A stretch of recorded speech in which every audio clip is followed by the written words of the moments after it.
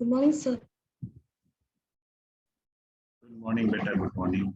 Good morning, Prashant. Good morning, sir.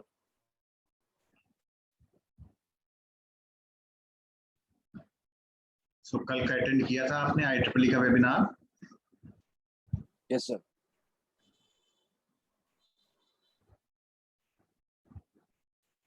I think आपको उसमें काफी इंफॉर्मेशन मिली होगी, and if you are planning to go ahead specifically with respect to writing papers, then IEEE is one of the best platforms which is available. Huh?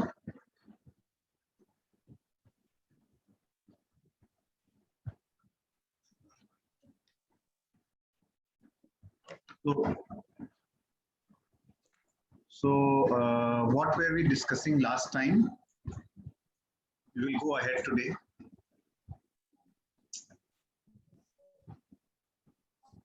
Can you just remind me, any one of you?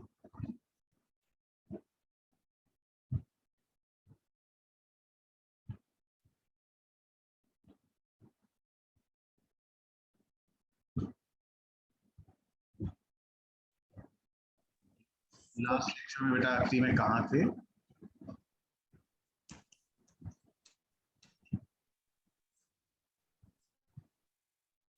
Sir वो मतलब sir आपने algo समझा दी थी sir, जिसमें हम लोगों को destination या मतलब सर पाथ कंफर्म नहीं होता था, उसको क्या बोलते थे, फॉर्मेटिव।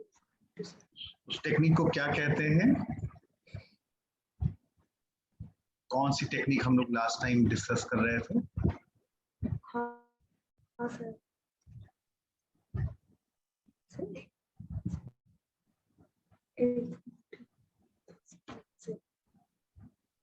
आपकी आवाज बेटा मुझे क्लियर नहीं हो पाई, अगर आपने बोला है तो बीच में ब्रेक हुई है।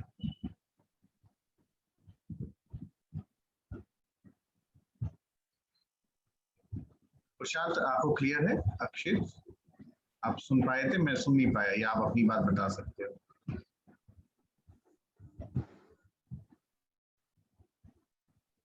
लास्ट टाइम हम लोग कहाँ पर थे? हम लोग उसी से आगे बढ़ते हैं आज।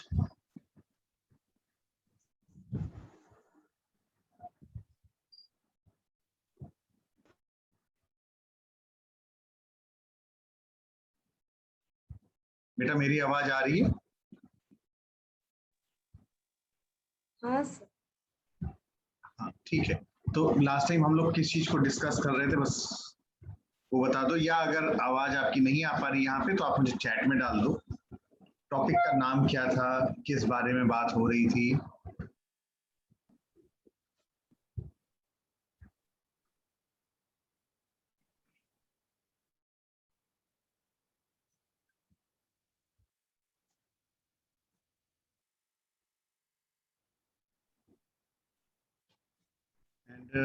अब सब लोग आ चुके हैं। Any one of you just can tell me, इससे हम लोग बस आगे बढ़े बेटा। हाँ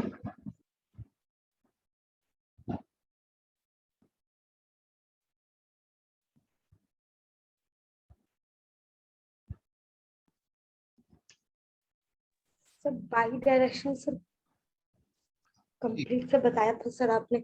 सर उसके बाद सर आपने बोला था कि सर जो सर जिसमें पाथ कंफर्म होगा सर, वो सर टेक्निक का नाम सर याद नहीं आ रहा एग्जैक्टली। ठीक है, समझ गया मैं आप कहना क्या चाह रहे हो। सो हम लोग अपने लास्ट लेक्चर में डिस्कस कर रहे थे सबसे पहले बाई डायरेक्शनल सर्च को, और बाई डायरेक्शनल सर्च में हो क्या रहा था, हम लोग स्टार्ट नोड से डेस्टिनेशन नोड की तरफ एक तरफ कर रहे थे फॉरवर्ड सर्च, और डेस्टिनेशन नोड से स्टार्ट नोड की तरफ से कर रहे थे हम लोग बैकवर्ड सर्च। और हम लोग एक ऐसे पॉइंट को मिलने की कोशिश कर रहे थे जो दोनों में कॉमन हो, जिससे कि फिर अगर कॉमन पॉइंट मिल जाता था तो उस केस में हम कहते थे कि वो हमारा वो पर्टिकुलर पॉइंट जो है वो advantage, that is you can say, इस वजह से ये थोड़ा सा जल्दी हो जाएगा क्योंकि वो एडवांटेजियस पोजीशन में आ जाता है। तो ये क्या कहला रहा है, चूंकि हम लोग दोनों तरफ जा रहे हैं, that is in backward direction as well as in forward direction, this is basically known as bi-directional search, क्योंकि यहाँ पर हम लोग दोनों तरफ सर्चिंग को अपना रहे हैं। इसके अपने कुछ एडवांटेजेस और डिसएडवांटेजेस हैं। एडवांटेजेस ये, सबसे पहले तो ये हो सकता है कि हमें जल्दी हम लोग आपस में मुलाकात कर लें, जो दोनों तरफ से चल रहे हैं लोग। वो तब केस में हो सकता है, जैसे हम लोग एग्जांपल ले रहे थे कि दो अलग अलग लोकेशन पर है बट रास्ते में मुलाकात कर लिए, इस तरह से कोई, आपने शायद एग्जांपल रायबरेली रोड का लिया था, फिर फैजाबाद रोड का लिया था, और आप लोगों ने तय कर लिया कि कहीं चारबाग के आसपास हम लोग मुलाकात कर लेते हैं, यानी कि तो बेटर है। बट ये किस कैटेगरी का सर्च आ रहा था? ये कैटेगरी आ रही थी हमारी, this category is known as what should we say, uninformed search की कैटेगरी आ रही थी। नाउ अनइन्फॉर्म्ड सर्च की कैटेगरी का मतलब क्या होता है?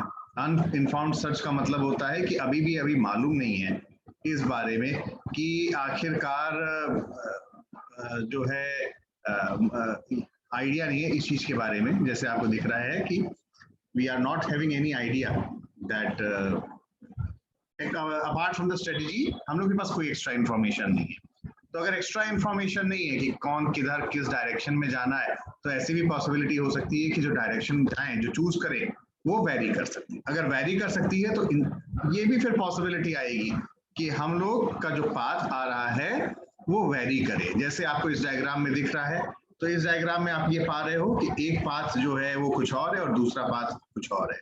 और इस पर्टिकुलर केस में ये जो सिचुएशन आप बन रही है, ये बड़ी खराब सिचुएशन बन रही है। तो जिस बेनिफिट के लिए हम लोग काम कर रहे थे तो कर ही नहीं रहे। वेयरएज अगर ऐसी पोजीशन आ रही है कि कोई फ्रंटियर का मतलब जो नंबर ऑफ एजेस है जो एक्सपैंड हो रहे हैं, वो इंटरसेक्शन पॉइंट मिल जा रहा है, बीच में मिल जा रहा है, तो एक आसान सा तो इसकी परफॉर्मेंस बेटर हो जाती है। But still bidirectional search is in the category of uninformed search. Uninformed search is also known as blind search. ठीक है, तो हमने इसको खत्म कर दिया था। फिर हम लोग आए थे इन्फॉर्म्ड सर्च पे। इन्फॉर्म्ड सर्च का मतलब we are having some extra information, more information apart from the strategy जिसके बेसिस पर हम लोग काम कर रहे हैं। और वो जो एक्स्ट्रा इंफॉर्मेशन हमारे पास है, वो एक्स्ट्रा इंफॉर्मेशन का भी हम लोग चीजों को जो है पता करने में, चीजों को जो है ढूंढने में हम लोग इस्तेमाल कर रहे हैं। Such type of strategy is known as informed search और ह्यूरिस्टिक सर्च। और यहाँ पर जो हमारे पास एक एक्स्ट्रा इंफॉर्मेशन होती है वो कहलाती है एक ह्यूरिस्टिक फंक्शन। एक फंक्शन के थ्रू हमें पता चलता है, ठीक है, उसको हम लोग ह्यूरिस्टिक फंक्शन कहते हैं। और इसमें हम लोग ह्यूरिस्टिक फंक्शन किस प्रकार से ले सकते हैं उसके बारे में हम लोग अपने लास्ट लेक्चर में, लास्ट डिस्कशन में आई थिंक उसको भी हम लोग डिस्कस कर रहे थे। तो हमारी बातचीत जो हो रही थी that was basically related with informed search. और इन्फॉर्म्ड सर्च में चूंकि हमें कोई और इंफॉर्मेशन नहीं है, तो क्वाइट ऑब्वियस सी बात है ये स्ट्रेटेजी उससे तो बेटर कहलाएगी, क्योंकि कुछ नॉलेज बढ़ जाती है इस पर्टिकुलर केस। तो डेफिनेशन हम लोग ने पढ़ा था, यहाँ पे ह्यूरिस्टिक फंक्शन का इस्तेमाल हो जाता है। और heuristics are used to identify कि किस पर्टिकुलर डायरेक्शन में, किस पर्टिकुलर रास्ते में या किस नोड को पहले एक्सपैंड करना चाहिए, क्योंकि हमारे पास एक एक्स्ट्रा इंफॉर्मेशन है। तो हम लोग एग्जाम्पल ले रहे थे कि यदि हम लोग वाराणसी से लखनऊ की तरफ जा रहे हैं, तो भाई हमें मालूम है रास्ता छोटा किधर सा है, तो शायद हम उस रास्ते को चूज करेंगे। तो यहाँ पे हमारे पास एक एक्स्ट्रा इन्फॉर्मेशन आ गई, रास्ता छोटा कौन सा है। वहीं और अगर ये इन्फॉर्मेशन आ गई कि रास्ता ठीक किधर का है, तो शायद हम उस वाले को इस्तेमाल करेंगे। यानी कि ये जो एक्स्ट्रा इन्फॉर्मेशन है वो एक फंक्शन के फॉर्म में हमारे पास है, इसको हम लोग ह्यूरिस्टिक फंक्शन कहते हैं। और ह्यूरिस्टिक का प्रयोग हम लोग क्यों करते हैं? अपना next most promising node, next most promising node का मतलब होता है किसको मैं एक्सपैंड करूं, किस डायरेक्शन में मैं जाऊं, यही इसी को डिसाइड कौन कर रहा है? वो डिसाइड कर रहा है heuristic function. So a heuristic function determines through a number, एक नंबर एक फंक्शन है, चूंकि ये तो फिर कुछ नंबर ही होगा, through which it is basically determining that how good और how bad a node can be. तो अगर नोड अच्छा है तो हम उस डायरेक्शन में जाना शुरू करते हैं, अगर नोड उतना अच्छा नहीं है तो हम डिसाइड करते हैं कि हम वहां पर नहीं जाएंगे। तो हम लोग ने तमाम एग्जांपल्स देखे हुए थे एंड एक एग्जांपल हम लोग ने उस समय लिया हुआ था कि फॉर एग्जांपल हम लोग लखनऊ से दिल्ली या दो डिफरेंट प्लेसेस पे जा रहे हैं, तो हमारे पास एक तो हो सकता है इक्विलिडियन डिस्टेंस, और दूसरा हो सकता है इस तरह का डिस्टेंस जो रोड के थ्रू हम लोग जाते हैं। जब ना रोड के थ्रू जा रहे होते हैं तो थोड़ा कर्व आता है, चीजें आती हैं, तो डिस्टेंस भी तमाम तरह से मेजर किए जा सकते हैं। अब हमारे ऊपर ये डिपेंड कर रहा है मेरे पास इंफॉर्मेशन है कौन सी और मैं किस चीज का इस्तेमाल कर सकता हूँ। बट ह्यूरिस्टिक फंक्शन एक ऐसा फंक्शन है जो हमें एक एक्स्ट्रा इंफॉर्मेशन देता है। ठीक है, फिर ये तो डिस्टेंस की बात हो गई, ये दो लोकेशंस की बात हो गई, और शायद जो मुझे ध्यान आ रहा है, यू में correct me if you remember, हम लोग इस एग्जांपल पे आए हुए थे 8 पजल प्रॉब्लम। तो 8 पजल प्रॉब्लम में मैंने कहा था कि सबसे टफ काम क्या है इस पूरे इन्फॉर्म्ड सर्च में, वो ये है कि हमें ह्यूरिस्टिक फंक्शन मेरा क्या होगा उसको मैं आइडेंटिफाई कर लेता हूँ ठीक से। अगर मेरा आइडेंटिफिकेशन ठीक हो गया तो मेरा सोल्यूशन भी सही निकलेगा। अगर मेरा वो फंक्शन थोड़ा सा पर्सन टू पर्सन वेरी कर सकता है, वहां स्ट्रेटजी में दिक्कत नहीं है, बट उसके बेसिस पर कुछ कभी कभी इफिशिएंसी पे भी फर्क आ सकता है। ठीक है, जैसे एक एग्जांपल में 2 ह्यूरिस्टिक फंक्शन हो सकते हैं, तो अगर मैं कहूं तो इसमें ही हो सकते हैं जो सामने आपको दिख रहा है 8 पजल प्रॉब्लम। तो पहले तो ये मुझे बताओ इसमें कोई एक ह्यूरिस्टिक फंक्शन हम क्या इस्तेमाल करें। ना 8 पजल प्रॉब्लम आपको ध्यान होगा, 8 पजल प्रॉब्लम है क्या, हमारे पास 9 स्क्वायर्स हैं और हमारे पास 1 to 8 तक सर्टन नंबर से एक कॉम्बिनेशन में रखे हुए और हम लोग इनिशियल स्टेट में। तो ये हमारा इनिशियल स्टेट है और हम लोग नंबर्स को इस तरीके से चेंज करना चाहते हैं कि हमें जो गोल स्टेट दिया हुआ है हम वहां तक पहुंच जाए। और मेरे पास यहाँ ऑपरेटर क्या है, मेरे पास सिर्फ ऑपरेटर एक ही है, वो ये है कि जो मेरे पास ब्लैंक है वो ब्लैंक को मैं ऊपर नीचे लेफ्ट राइट टॉप बॉटम हम इसको इस तरीके से मूव कर सकते हैं। अगर मैं इस तरीके से कर सकता हूं तो ये ऑपरेटर हो गया। अब ये मेरा इनिशियल स्टेट है, ये मेरा गोल स्टेट है ना। यहाँ ह्यूरिस्टिक फंक्शन क्या होगा, मैं चाहूंगा कि आप में से कोई मुझे इसके बारे में थोड़ा सा कोई गाइड करे या अपना विचार व्यक्त करे कि क्या हो सकता है सर इसमें। एनीवन?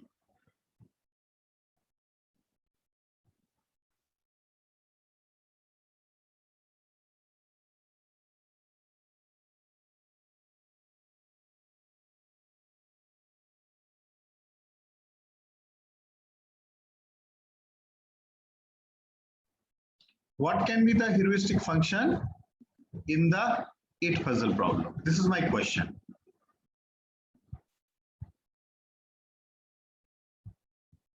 और ह्यूरिस्टिक फंक्शन को जब हम जब 8 पजल प्रॉब्लम को देख रहे थे, याद करो हमने एक स्टेट स्पेस ट्री बनाया था, यानी कि मेरे पास जो स्टेट स्पेस है वो क्या है, वो अलग अलग इन्हीं स्क्वायर्स के कॉम्बिनेशंस ही तो हैं। तो यानी कि मेरे पास जो अभी ऑपरेटर है वो एक अगले किसी पर्टिकुलर स्टेट में ही तो ले जा रहा है। तो मैं किस स्टेट पे पहले जाऊं, या हमें आइडेंटिफाई कैसे होगा कि कौन सा स्टेट बेटर है। तो ये बेटर या मोर प्रॉमिसिंग नोड को आइडेंटिफाई करने के लिए मुझे एक तरीका चाहिए, और वो तरीका अगर मुझे आइडेंटिफाई हो गया तो मैं कहूंगा वो मेरा ह्यूरिस्टिक फंक्शन है जिसका मैं इस्तेमाल करता हूं। और तरीका थोड़ा न्यूमेरिक हो तो अच्छा है, क्योंकि न्यूमेरिकल वैल्यू जो होती है वो क्वांटिटेटिव वैल्यू हमें दिखाई पड़ती है तो हम उसके बेसिस पर डिसीजन ले लेते हैं। तो यहाँ पर क्या हो सकता है, एनीवे?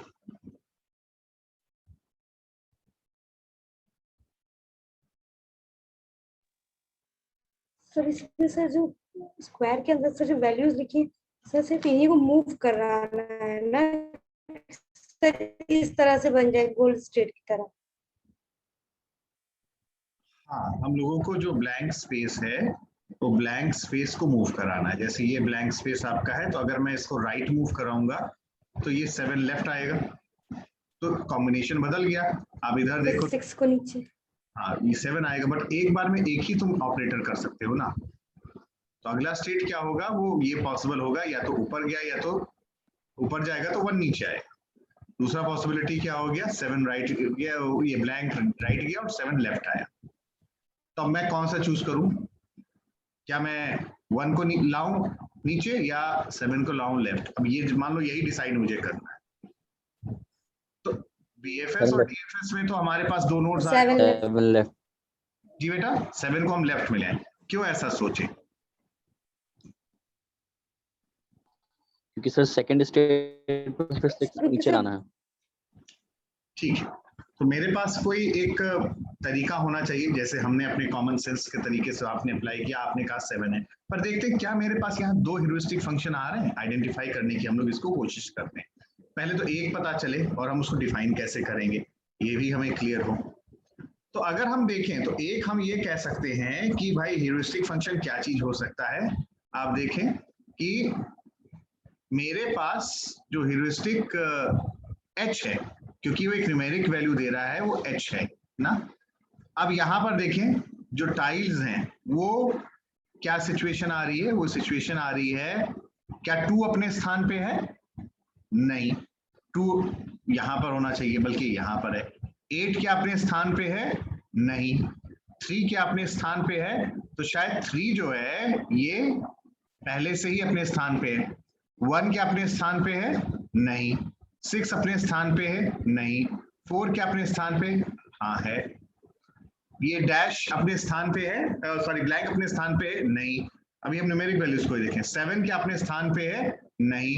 5 अपने स्थान पे, नहीं, यानी है 5 अपने स्थान पे। तो अगर पाओगे तो ये जो 3 नंबर है 3 4 5 जो इनिशियल स्टेट में है और गोल में जो 3 4 5 है, ये दोनों पहले से ही अपने पोजीशन पे हैं। तो number of digits which are not in their respective positions, that they are 1 2 6 7 and 8, यानी टोटल मिला के 5। तो पहले पिक्चर को देखें, जब हमारा नोड का स्टेट ये है, जब हम स्टार्ट कर रहे हैं, देन अपने गोल से जो हम दूरी को पता करने की कोशिश करें, तो मेरे पास एक थ्योरी ये हो सकती है, एक तरीका ये हो सकता है, number of digits which are unplaced. मतलब अनप्लेस्ड का मतलब है which are out of place, अपने पोजीशन पर पहले से नहीं है। तो हम ये देख रहे हैं कि 1 2 6 7 8 यहाँ पे जो है ये नंबर ऑफ पोजीशंस है वो अपने पोजीशन में नहीं है। तो उस केस में हम ये कहेंगे तो इसकी वैल्यू आ रही है 5। और मैं क्या चाहता हूं, मेरा ऑब्जेक्टिव क्या है कि ये जो वैल्यू है ये धीमे धीमे डिक्रीज हो, यही तो है, इससे बढ़े ना। तो मैं नेक्स्ट प्रॉमिसिंग नोड जो भी लूंगा, नेक्स्ट प्रॉमिसिंग नोड जो अभी आप जैसे कॉमन सेंस की बात कर रहे थे, सर मैं इसको 7 को इधर ले आऊंगा और ब्लैंक को इधर ले आऊंगा, वो क्यों कह रहे थे, क्योंकि तुम्हें ये दिख रहा था कि ये 7 अपनी पोजीशन पे आ जाएगा। जब ये 7 अपनी पोजीशन पे आ जाएगा तो ये जो ह्यूरिस्टिक वैल्यू है ये थोड़ा सा डिक्रीज हो जाएगी। यानी कि तुम्हें ये लगा as an individual, as an agent, कि ये मेरा 7 को जो है अपने प्लेस पे आ जाने की वजह से हम थोड़ा सा अपने गोल के और पास आ जा रहे हैं। तो जो जिस तरीके से मैं ये मेजर कर रहा हूं एक स्टेट से दूसरे स्टेट पे जाने को, वो मेरा कैसे मेजर हो रहा है, वो एक फंक्शन के थ्रू ही तो मेजर हो रहा है, और उस फंक्शन को कह सकते हैं हम लोग ह्यूरिस्टिक फंक्शन। ठीक है, तो एक ह्यूरिस्टिक फंक्शन ये हो सकता है कि नंबर ऑफ टाइल्स, टाइल्स का मतलब ये है, ये एक टाइल कहला रहा है, तो टोटल में number of tiles which are out of place, तो जो डिजिट्स है आउट ऑफ प्लेस वो है 1 2 6 7 8 विच इज 5। तो इस स्टेट में जब हम देखें तो इस स्टेट में h की वैल्यू, h का मतलब ह्यूरिस्टिक फंक्शन है उस पर्टिकुलर नोड के लिए, n के लिए, that comes out to be 5। ये ह्यूरिस्टिक फंक्शन क्लियर हुआ यहां पर? Yes sir. ठीक है, अब कोई कहे कि मैं ऐसा क्यों सोचूं, मेरा सोचने का तरीका बदल जाता है, मैं अलग तरीके से सोचूंगा। और उसने तरीका बताया मैनहट्टन डिस्टेंस का। तो मैनहट्टन बेसिकली, वैसे तो ये भी अपने आप में एक कहानी है कि इसको हम मैनहट्टन क्यों कहते हैं, because this is the name of the city in US. उसको हम लोग कभी और जब ट्यूटोरियल में रहेंगे तो बात करेंगे। बट यहाँ पर तरीका क्या है, इसको अब आप, इसकी वैल्यू आ रही है ये नीचे, अब ये कैसे आ रही है इसको एक बार देखने की जरूरत है। ठीक है, मैं यहाँ पर हूँ ना, एक एक डिजिट को मैं लेके शुरू करता हूँ। सपोज अगर मैं 2 यहाँ है इस पोजीशन पे और इसको अपने एक्चुअल पोजीशन पे लाना पड़े तो नंबर ऑफ, तो कितने नंबर ऑफ प्लेसेस ले जाने पड़ेंगे, 2 से एक राइट चलेगा, यानी ये नंबर ऑफ प्लेसेस यहाँ कितने गए, दैट इज 1। क्लियर? 8 को देखें तो 8 को हम लोग कैसे ले जा सकते हैं, 8 यहाँ पर है तो 8 को यहाँ पर या तो पहले लेफ्ट नी डाउन ले जाएं और फिर लेफ्ट ले जाएं, यानी 2 प्लेस मूव कर रहे हैं। या दूसरा एक तरीका है मैं लेफ्ट ले जाऊं और फिर मैं और नीचे ले जाऊं, तो 2। तो अगर देखें तो नंबर ऑफ प्लेसेस जो हमारे 8 है वो आउट ऑफ प्लेस है, वो है 2। फिर अब हम देखें 3, तो 3 तो अपने स्थान पर पहले से ही है, इसलिए ये 0 है। फिर आगे हम देख रहे हैं 1 को वैसे वास्तव में ऊपर होना चाहिए था, तो ये कितने प्लेस दूर है 1। 6 को देखें तो 6 को नीचे जाना चाहिए अपने गोल से, तो कितने प्लेसेस दूर है 1। 4 देखें तो 4 जो है दैट इज वो तो अपने प्लेस पर है ही, तो इसलिए हमें मूव करने की जरूरत नहीं होना चाहिए। 7 पे आते हैं तो 7 को हमें लेफ्ट ले जाना है, यानी 1। 5 अपने प्लेस पे है, ठीक है।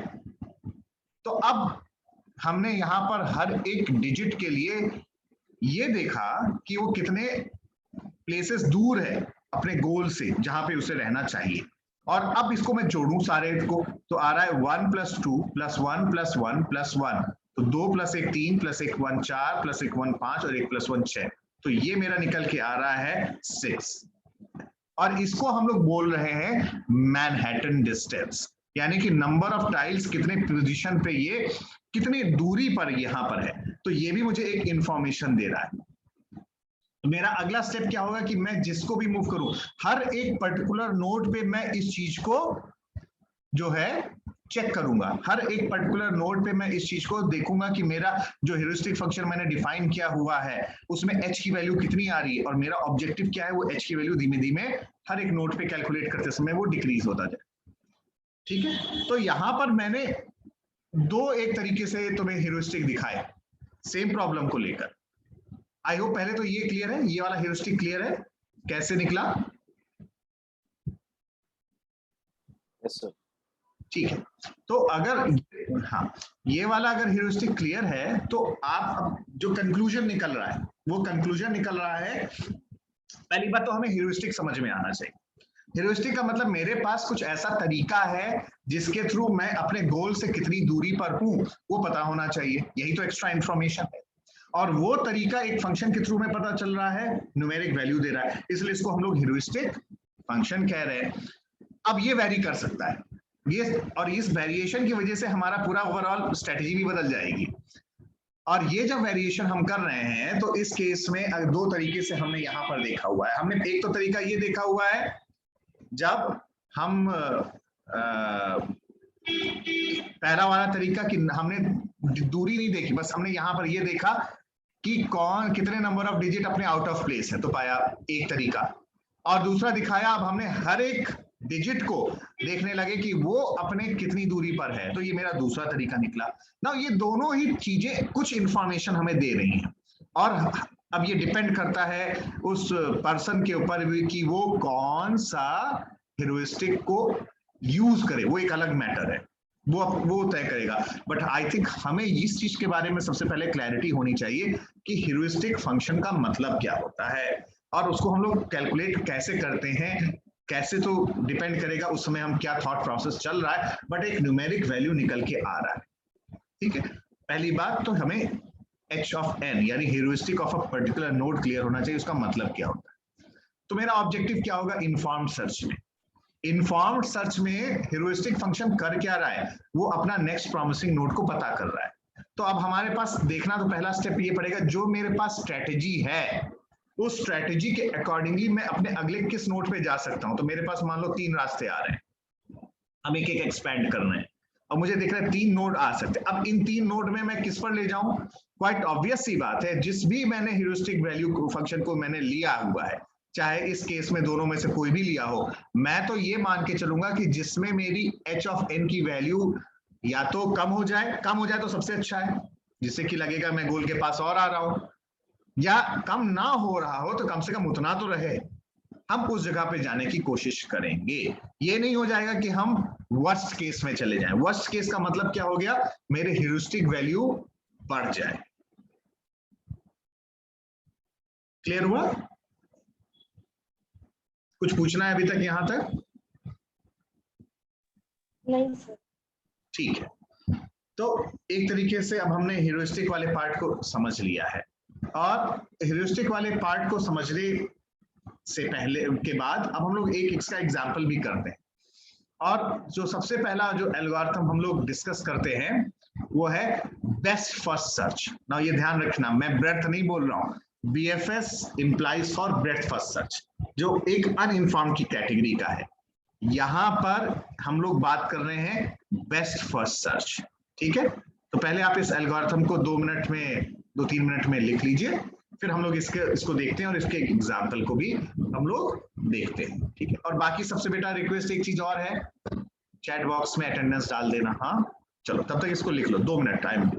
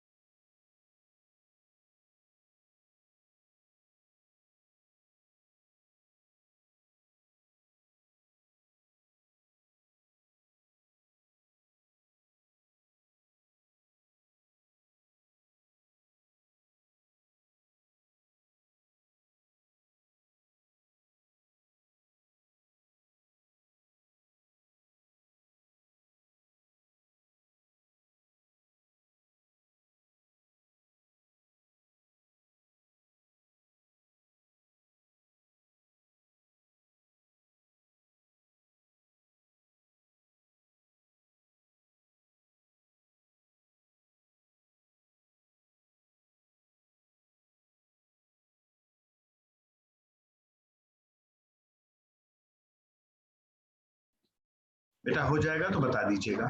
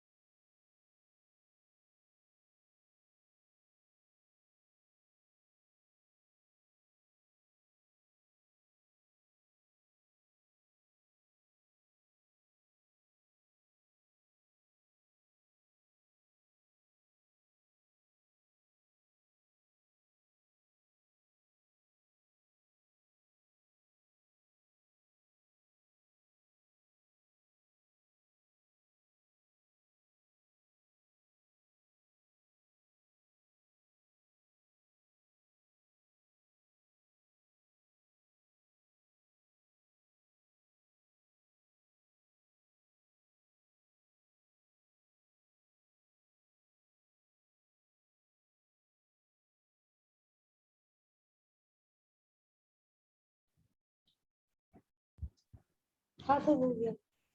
ठीक है, बाकी सब लोगों का, अक्षित, सूरज एंड आदेश। हाँ सर, हो गया। तो नाम ही से अपने आप समझ में आ रहा है बेस्ट फर्स्ट, नाम से अपने आप में समझ में आ रहा है कि जो चीज बेस्ट है हम उसको ही पहले चूज करने वाले हैं, इसीलिए इसका नाम ही बेस्ट फर्स्ट सर्च है। पर ये किस कैटेगरी का आ रहा है? अगर बेस्ट है तो हमें चूज करना है, तो ये इन्फॉर्म सर्च की कैटेगरी का है। तो ध्यान में रखने वाली बात है, ये लगभग वैसा ही एल्गोरिथम है जैसे हमने अर्लियर पढ़ा हुआ है, बट थोड़ा सा माइन्यूट से वेरिएशन है। ठीक है, लेट फ्रिंज, अब फ्रिंज का तो मतलब यहाँ में क्लियर ही है फ्रिंज क्या है। Let fringe be a priority queue. ना यहाँ पर एक चीज ये क्लियर है पहले से ही, यहाँ ये बता दिया गया कि जिस डेटा स्ट्रक्चर का आप इस्तेमाल कर रहे हो that is the priority queue. I hope everyone must be knowing what a priority Q is. तो प्रायोरिटी क्यू में we are having a queue, but the various nodes are arranged in the order of their priority. और ये priority जो है वो निकल के कैसे आएगी, वो heuristic function के वैल्यू से निकल के आएगी, ठीक है। So let fringe be a priority queue containing the initial state. सबसे पहले शुरुआत हम लोग कर रहे हैं अपने इनिशियल स्टेट से ही। नाउ इफ एक लूप है, लूप तब तक चल रहा है जब तक कि या तो हमें रिजल्ट ना मिल जाए या हमें फेलियर ना मिल जाए, दोनों में से एक चीज। और फेलियर कब रिजल्ट आता है, पता चलता है जब वो फ्रिंज एम्प्टी हो जाए।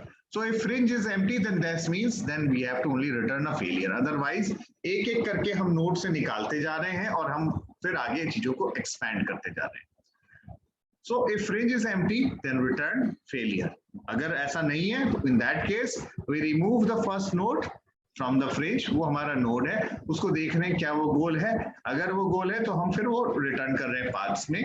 Else we generate the successors. Now ये generate कर रहे हैं successors में, तो अब आपको ध्यान होगा उधर एक बार हम लोग फ्रंट में रख रहे हैं, एक बार हम लोग बैक में रख रहे थे जब हम लोग बात कर रहे थे अनइन्फॉर्म्ड की। अब यहाँ इन्फॉर्म्ड में हम लोग क्या लिख रहे हैं, we put the newly generated nodes into the fringe according to their f values.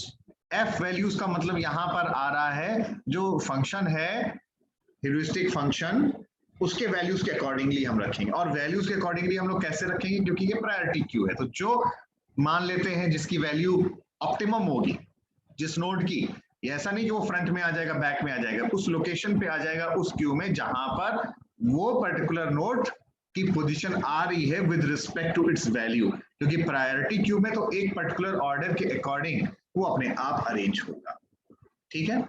तो ये तो रहा हमारे एल्गोरिथम की बात। हम इसको एक बार एक एग्जाम्पल भी देखते हैं। बट एक चीज समझ में आ रहा है वो ये है कि हम लोग एफ वैल्यू को चेंज करते हुए यहाँ पर हम लोग जा रहे हैं, और यही एफ वैल्यू को हम लोग बोल रहे हैं इस पर्टिकुलर केस में कि ये वो जो फंक्शन है वही मेरा ह्यूरिस्टिक फंक्शन कहला रहा है। तो सिंपल सी बात ये है कि हमारा आइडिया कहाँ है, इसको now we are saying it, ये बेसिकली ग्रीडी अप्रोच लग रही है। तो हमारा आइडिया क्या है, हमारा आइडिया ये है we are going to expand the node, जिसमें जैसे कि हम कहे थे ना शुरुआत में हम वाराणसी से लखनऊ जा रहे हैं, तो मुझे वो रास्ता चुनना है जिसमें कि मुझे डिस्टेंस कम हो। तो वो स्मॉलेस्ट डिस्टेंस को मैं यूज कर रहा हूँ, ये मेरा ग्रीडी अप्रोच मेरा है।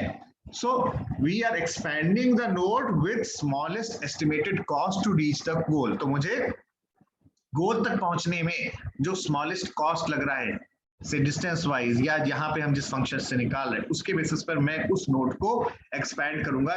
यही मेरा जो है इसका अप्रोच होगा।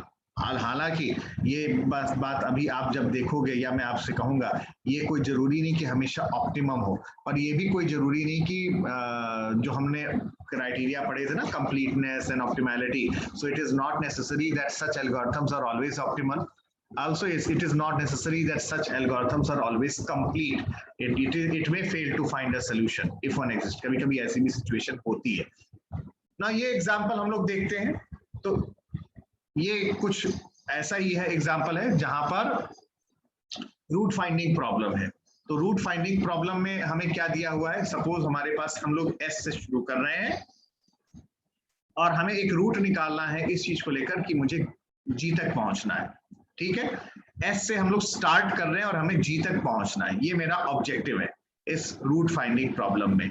तो हमारे पास क्या है, मेरे पास ह्यूरिस्टिक फंक्शन क्या है, मैंने ये डिफाइन किया हुआ है, वो स्ट्रेट लाइन डिस्टेंस जो है ह्यूरिस्टिक एस्टिमेट कहला रहे हैं, हम उसको लेके चल रहे हैं। मतलब क्या है, हमने ये तो डिस्टेंस हो रहा है अपने नेक्स्ट नोड का, जैसे ये 3 है, एस से ए तक जा रहा हूं उसकी वैल्यू 3 आ रही है, ए से बी तक जा रहा हूं उसकी वैल्यू 4 आ रही है, बी से सी तक जा रहा हूं उसकी वैल्यू 4 आ रही है ना। मैंने अब पर यहाँ पर ह्यूरिस्टिक जो अप्लाई किया हुआ है वो रैदर इसको नहीं किया हुआ है कि मेरे सबसे नजदीक कौन सा नोड है, रैदर मैंने ये किया हुआ है जो मेरा गोल दिया हुआ है, उस गोल से मुझे हर एक पर्टिकुलर नोड की डायरेक्ट कितनी दूरी है स्ट्रेट लाइन, इसकी भी मुझे एक तरीके से इंफॉर्मेशन है। ये इंफॉर्मेशन है तभी ये मैं कह रहा हूं, ये कहला रहा है ह्यूरिस्टिक सर्च या इन्फॉर्म्ड सर्च, क्योंकि मेरे पास कुछ एक्स्ट्रा इंफॉर्मेशन है। और यहाँ पर मेरे पास एक्स्ट्रा इंफॉर्मेशन क्या है, गोल से हर एक पर्टिकुलर नोड जो उस रूट पे आ रहे हैं उसका डिस्टेंस, ठीक है, जो कि इस फिगर में क्लियर हो रहा है। तो जैसे S से G तक जा रहे हैं तो डिस्टेंस 11 है, A से G तक जा रहे हैं तो डिस्टेंस 10.4 है, D से G तक जा रहे हैं तो डिस्टेंस 8.9 है, एंड सो ऑन। तो यहां पर ये क्या चीज दे रहा है, हर एक पर्टिकुलर से मेरा डिस्टेंस। तो मैं अब एक एक करके एक्सपैंड करना शुरू करता हूं। कैसे करता हूं, S से शुरुआत किया, S से जो रीचेबल नोड है A है और D है। A से देखें तो डिस्टेंस की वैल्यू, जो ह्यूरिस्टिक वैल्यू क्या है 10.4, D से ह्यूरिस्टिक वैल्यू क्या है 8.9। तो यहां पर हमने एक्सपैंड करना शुरू किया। तो S से शुरू किया, S से एक की जो ह्यूरिस्टिक वैल्यू की वैल्यू है 10.4, D की ह्यूरिस्टिक वैल्यू है 8.9।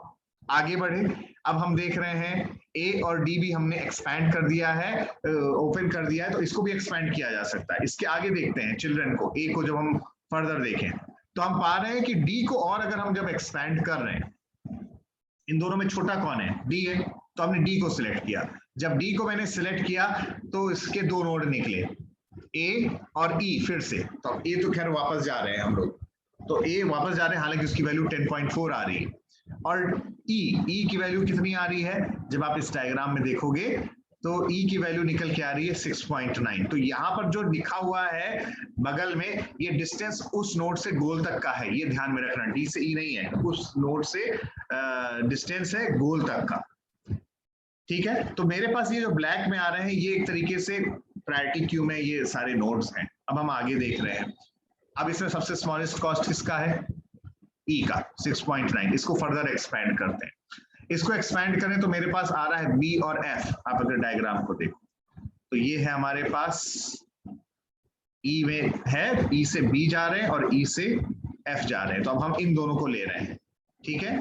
तो हम जब इन दोनों को ले रहे हैं तो ये बगल में जो लिखा हुआ है ये इनकी ह्यूरिस्टिक वैल्यू लिखी हुई है 6.7 और 3.0। तो अब देखा जाए तो सबसे स्मॉल कौन सा है, ह्यूरिस्टिक वैल्यू 3.0 किसका, F का है। अब उसको सिलेक्ट कर ले रहे हैं। जब उसको सिलेक्ट कर रहे हैं F से, तो अब F के आगे देख रहे हैं G आ रहा है, गोल। तो हमने उसको जब एक्सपेंड किया तो सीधे हम गोल पे आ गए, और जब हम गोल पे आ गए तो हम तो अपने डेस्टिनेशन पे एक तरीके से पहुंच चुके। तो मेरा जो नोड को एक्सपैंड करने का जो ऑर्डर है वो है S से D, D से E, E से F, F और से G, S से D, D से E, E से F, F से G। तो यहाँ पर हमने किस चीज का इस्तेमाल किया है, मैंने इस्तेमाल किया है इन वैल्यूज का। जैसे जैसे हम लोग अपने एल्गोरिथम को एक्सपैंड कर रहे थे, ये वैल्यूज कौन सी हैं, ये वैल्यूज हैं आपके हर एक पर्टिकुलर नोड से जो हमारा डेस्टिनेशन है वहां तक का जो डिस्टेंस आ रहा है उसको हमें क्लियर, वो हमें, ये हमें एक्स्ट्रा इंफॉर्मेशन है। चूंकि ये एक्स्ट्रा इंफॉर्मेशन, इसीलिए हम इसको ह्यूरिस्टिक फंक्शन कहला रहे हैं, और हम लोग अपने सोल्यूशन तक निकल रहे हैं, पहुंच रहे हैं, ठीक है। ये एग्जांपल क्लियर हुआ बेटा पहले। तो बेस्ट वैल्यू निकाल रहे हैं on the basis of the heuristic which we have selected. Example clear हुआ बेटा।